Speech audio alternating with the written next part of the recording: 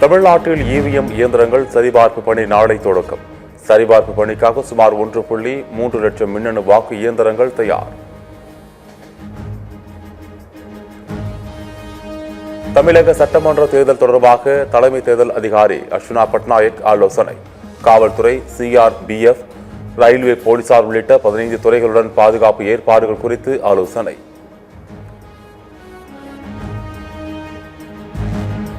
தமிழ்நாட்டில் உள்ள வாக்குச்சாவடிகளின் எண்ணிக்கை 75,000 அதிகரிப்பு. மாவட்ட தேர்தல் அதிகாரிகள் அளித்த பரிந்துரையின்படி புதிதாக 6,648 வாக்குச்சாவடிகள் உருவாக்கம்.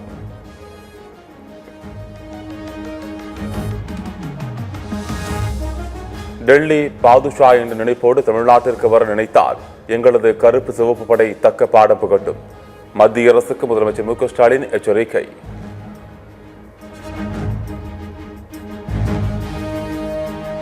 திமுக உள்ளிட்ட எந்த கட்சிகளாலும் குறை சொல்ல முடியாத அளவுக்கு ஆட்சியை நடத்தினோம். அதிமுக பொதுக்குழு செயற்குழு கூட்டத்தில் பொதுச் செயலாளர் எடப்பாடி பழனிசாமி பேச்சு.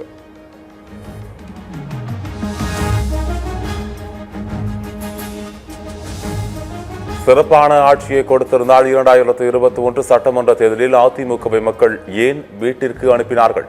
தமிழ்நாட்டின் வளர்ச்சியை முடக்கி தமிழ்நாட்டை கற்காலத்திற்கு இழுத்துச் சென்ற ஆட்சிதான் பழனிசாமியின் ஆட்சி என அமைச்சர் ரகுபதி விமர்சனம்.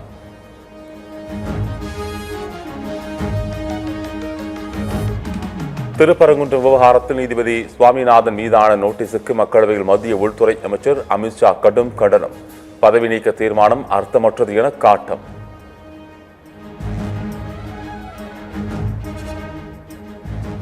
திருப்பரங்குன்றம் தீபம் விவகாரத்தில் நீதிபதி சுவாமிநாதனுக்கு எதிராக நடவடிக்கை எடுக்க வேண்டும். நீதிபதிக்கு வழக்குகள் ஒதுக்கக்கூடாது என மக்களவையில் விசிக தலைவர் தொல் திருமாவளவன் வலியுறுத்தல்.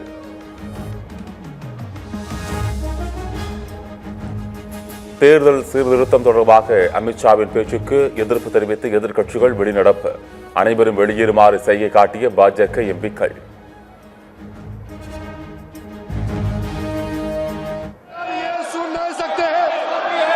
दिनों से संसद के समय बर्बाद क्यों किया? अगर सच्चाई नहीं सुन सकते तो इतना दिनों तक सरकार पर संसद के समय लोगों को रंग फैलाकर के क्यों? வாக்கு திருட்டு தொடர்பாக நேரடி விவாதத்திற்கு தயாரா? உள்துறை அமைச்சர் அமித்ஷாவுக்கு ராகுல் காந்தி சவால்.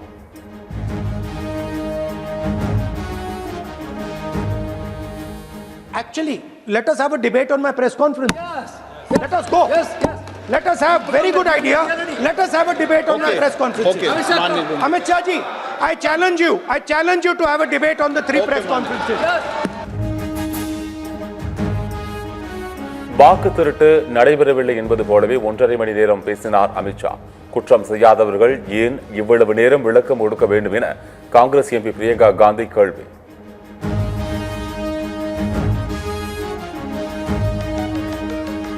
$10.5 இடஒதுக்கீட்டை வலியுறுத்தி வரும் 12ஆம் தேதி சென்னை உள்ளிட்ட மாவட்ட தலைநகரங்களில் ஆர்ப்பாட்டம். பாமக நிறுவனர் ராமதாஸ் அறிவிப்பு.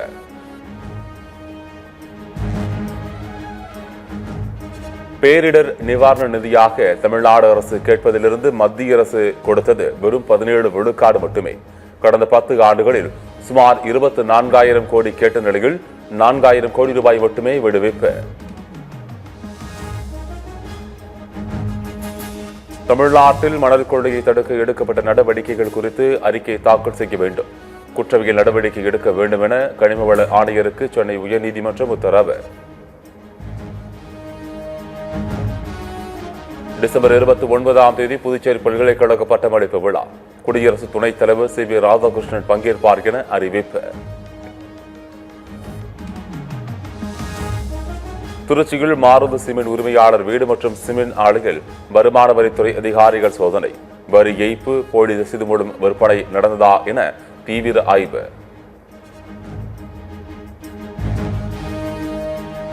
தூத்துக்குடியில் சுமார் 1000 ஆண்டுகள் பழமையான வணிக நகரம் கண்டுபிடிப்பு. நெல்லை பல்கலைக்கழக தொல்லியல் துறை ஆய்வில் தகவல்.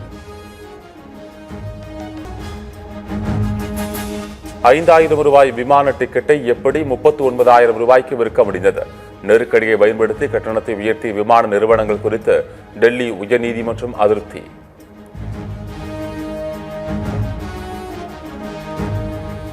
ரயிலில் மூத்த குடிமக்களுக்கு மீண்டும் கட்டண சலுகை வழங்கப்படுமா? மக்களவையில் மழுப்பல் பதிலளித்த அமைச்சர் அஸ்வினி வைஷ்ணவ்.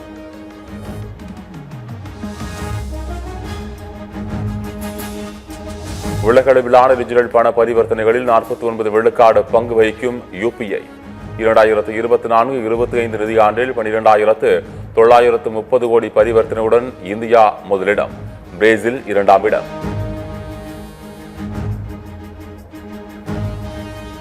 தீபாவளி பண்டிகை தனது பாரம்பரிய கலாச்சார பட்டியலில் சேர்த்தது யுனெஸ்கோ. இந்தியாவில் கொண்டாடப்படும் தீபாவளி பண்டிகையின் மரபை பாதுகாக்கும் வகையில் யுனெஸ்கோ அறிவிப்பு.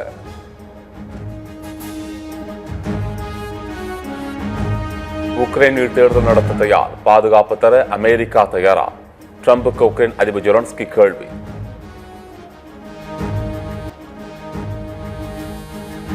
பாலைவன பூமியான சவுதி அரேபியாவில் திடீரென கொட்டி தீர்த்த கனமழை, வெள்ளக்காடான சாலைகளில் மிதக்கும் வாகனங்கள்.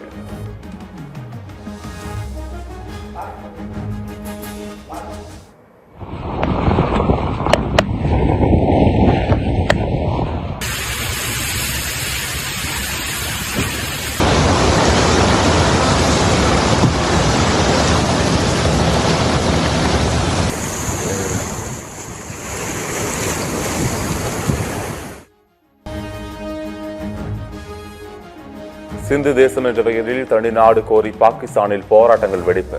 கராச்சியில் நடந்த போராட்டத்தில் போராட்டக்காரர்கள் காவல்துறையிடையே மோதல்.